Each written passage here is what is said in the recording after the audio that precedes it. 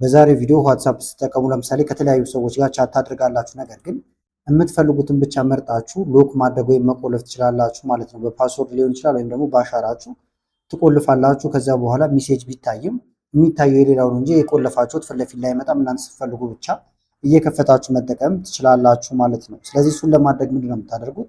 መጀመሪያ ዋትሳፓችሁን ትከፍታላችሁ።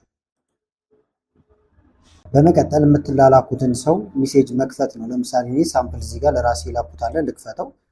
በሁለተኛው አካውንቴ ማወራበት ነው ማለት ነው። ለምሳሌ ከራሴ ጋር እንደምሳሌ እንድን ያመጣውላችሁ። ከዛውን ይሄንን በፓስወርድ ልቆልፈው ካሰብኩኝ ከላይ የስማቸው መጀመሪያ ላይ ወይም ሴቭ ያደረጋችሁት ስም ከላይ ይመጣል። እሱ ላይ ትነካላችሁ ወይም ትነኩታላችሁ ማለት ነው። ከዛ በኋላ ወርታች ዝቅ ስትሉ ቻት ሎክ የሚል አለ እንደምትመለከቱት። ይሄኛው ኦፍ ሆኖ ወይም ጠፍቶ ነው የምታገኙት። ስለዚህ ይሄንን እንደዚህ ታበሩታላችሁ። እዚህ ጋር ከዛ ኮንቲኒው የሚል ይመጣላችኋል። ኮንቲኒው የሚለውን ይሄንን መንካት ነው።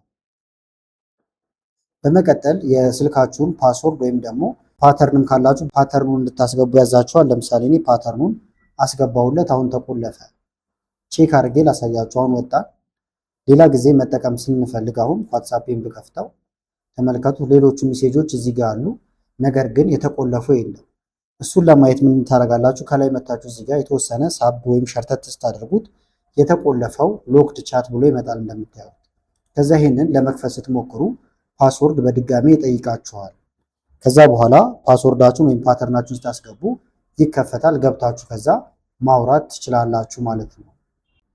ቪዲዮ ጠቃሚ ነው ብላችሁ ካሰባችሁና በቀጣይ እንዲህ አይነት ቪዲዮዎችን ሰራላችሁ ከፈለጋችሁ ወይም ቪዲዮ ላይ ኮፒ ሊንክ ማድረግ እንደዚሁም ኮሜንት ላይ የተለያዩ አስተያየቶችን በመጻፍ አሳውቁኝ። ከላይ ኢንስክሪፕት ላይ የምታዩቸው ቪዲዮዎች አሉ። እነሱን እንድታዩ ጋበዝኳችሁ። አመሰግናለሁ በጣም ቻው።